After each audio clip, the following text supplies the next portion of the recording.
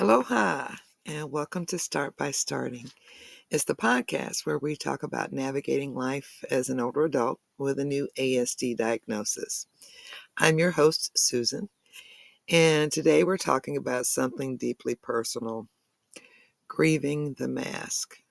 Now, if you've spent years or even decades, like me, hiding your true self to fit in, then this episode is for you. So, masking is a survival tool. Many of us have developed without even realizing it. Um, it's that learned behavior of mimicking social norms, suppressing your stims, forcing eye contact, or even adjusting our entire personalities to blend in. And while it may have helped us navigate work, family, and friendships throughout our lives, it often comes at a deep emotional cost that we don't realize how deep it could be. So today, we'll explore what masking is and why we do it, the emotional impact of long-term masking, and how to begin unmasking in a way that feels safe and empowering. So what is masking and why do we do it? So masking is when we adjust our natural behaviors to meet social expectations. Think about the times you forced a smile when you were overwhelmed, or mimic someone's small talk even when it felt unnatural. I did this for years, and it was very frustrating. For many of us, this started in childhood when we were taught directly or indirectly that our natural ways of being weren't acceptable. This was in my home. Culturally, being a Black person living in segregated times at that time, masking was really big in my family. Us putting on that smile, looking happy when things weren't, behaving in a different way when in certain company. We call that code switching today. Speaking differently, hi, how are you? I'm Susan. I really try to speak more naturally today, but I've always talked like this, and it's probably because of training for masking. And so I'm learning as well to come out of the masking too. So also, maybe you were told you were too sensitive, too quiet, or too intense. And these are also forms of gaslighting and narcissistic behaviors from others who want to control everything around them, especially you. They offer unwanted criticism. You didn't ask for it. And it visibly hurts. They see it hurts. Then they'll say you're too sensitive, or I'm just kidding. The impact creates more masking and more withholding of your true self because you don't feel safe in a safe environment. So you're not going to unmask. And that's what the mask does, helps us to feel safe in unsafe environments. So maybe you learned that if you didn't make eye contact, like I used to learn, people thought you were rude. It was really uncomfortable for me to do that. And it's still uncomfortable today. But I've learned different ways. Over time, we learned to internalize these messages, and we created a social mask to protect ourselves from rejection, like I said, in unsafe spaces. Um, Now, what is the emotional toll of masking? We have to validate the struggle, right? It's like masking isn't just exhausting, it can be deeply painful. It's not just something silly, like you're acting fake, like people would say, where you are acting fake because people have already shown that they don't like your real you. So you develop this mask, and it's deeply painful because it's a rejection of who you are. But many late diagnosed adults like me experience feelings of grief when they realize how much energy they've been suppressing, being their true selves. It's exhausting. Now, there are some key emotional impacts that masking, continuous masking, has on you. Burnout and exhaustion is one. That's autistic burnout, which is a little bit different than typical burnout. So, years of forcing yourself to perform socially can drain you mentally and physically. And I also have that drainage when I'm doing these. I'm getting better at doing this. But I need you to understand this is me taking off the mask, um, me showing myself to the world and saying what I really feel. And it's actually becoming more comfortable. At first, it was very draining because I was trying to be like what other creators are doing, and I can't do it. I don't have the same energy level. So my level of content putting out is not going to be every day like a lot of people because I just don't have that energy. And so I'm not going to mask anymore by trying to do it. Because when I'm trying to do it and I'm masking, I fail every single time. So I've stopped masking, and it makes it a lot easier for me to create the content and get it out in a timely manner. And I'm actually starting to enjoy this. So um, let's get back to the toll of masking here. Identity confusion. That's when you've been masking for so long. It's hard to know when the mask ends and where you begin. Um, Another one is loss of missed opportunities. Many of us look back and wonder what life could have been like if we had just known we were ASD sooner, or we became aware that we were masking sooner.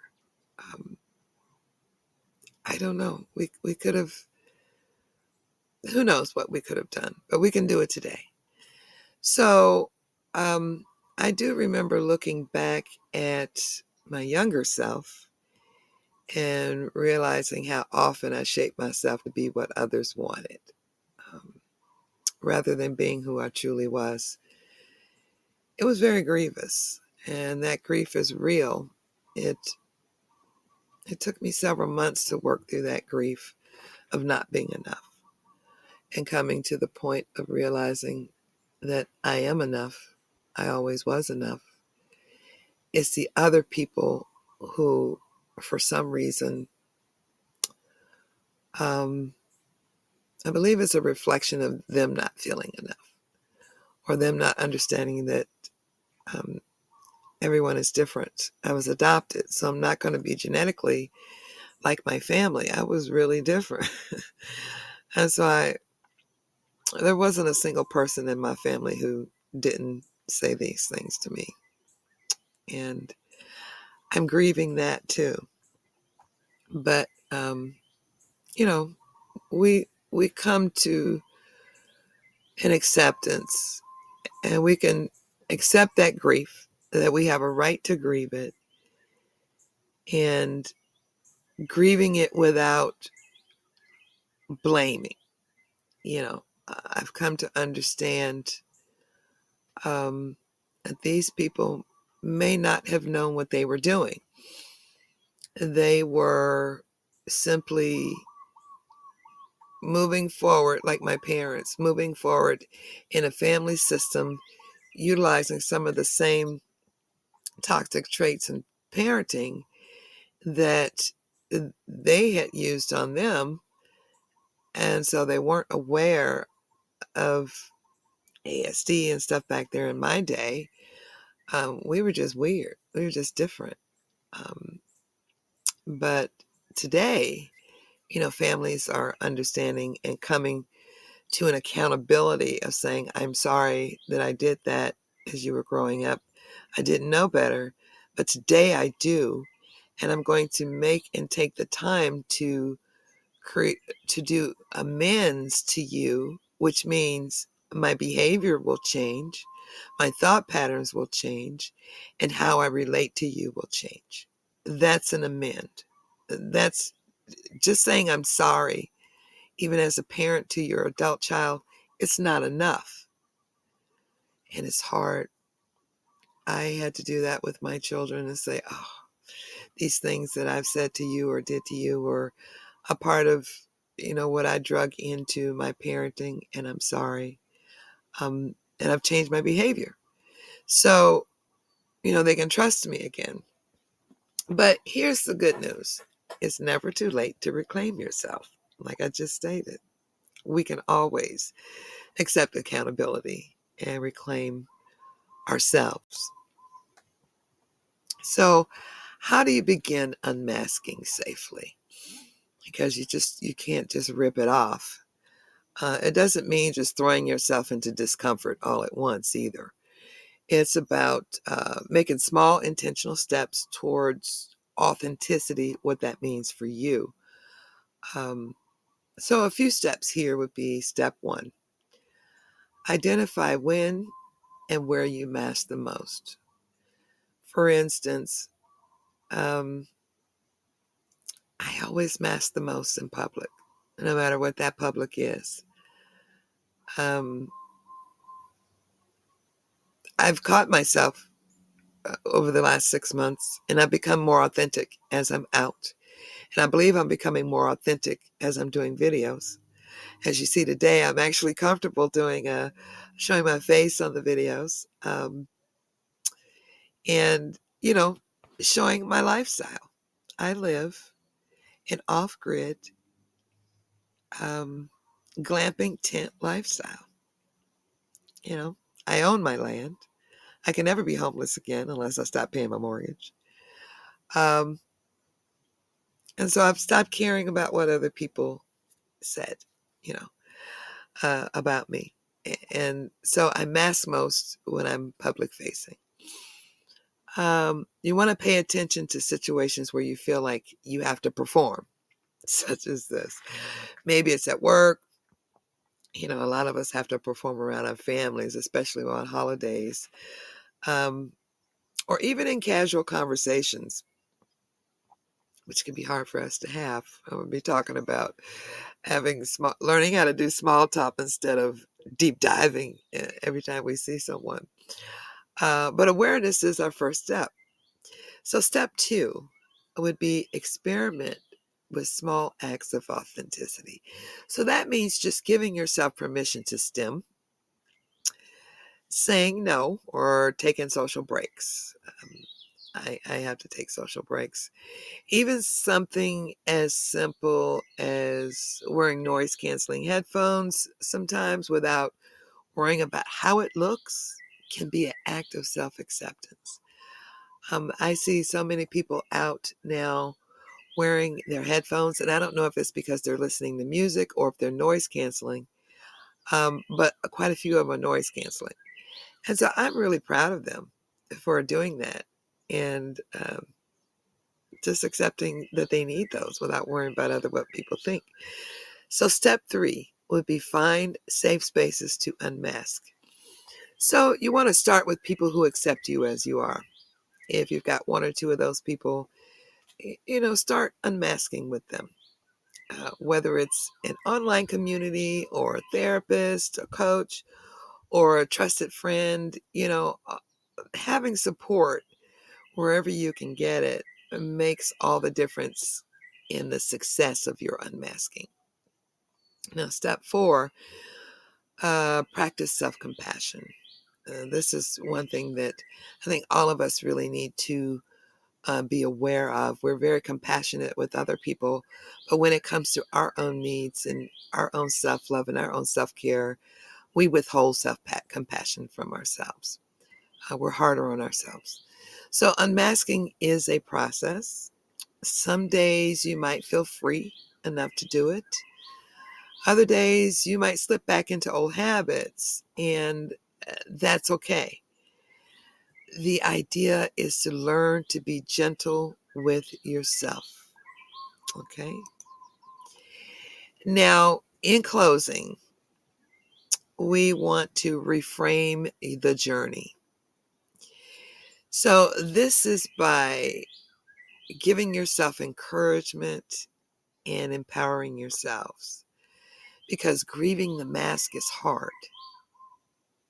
It's no different than losing a beloved pet or a family member, because you're losing a part of you that has been a part of your identity and who you are for all of your existence. So, but it is also an opportunity to reconnect with the most authentic version of yourself. So, yes, by a part of you has died. Another part of you is awakening and learning to live the most authentic version of yourself. You get to create it and reframe who you are, right?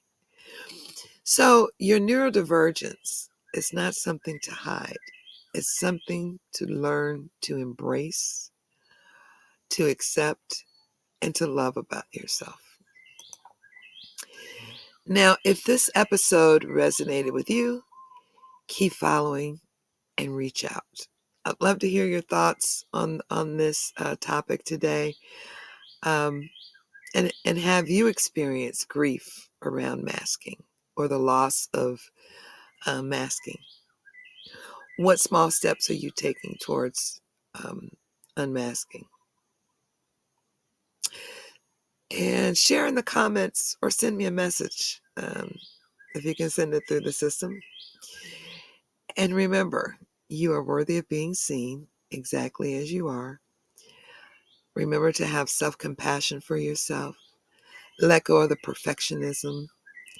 Let go of the need to please, and learn to please yourself with exactly who you are. Until next time, take care and keep showing up for yourself. Aloha.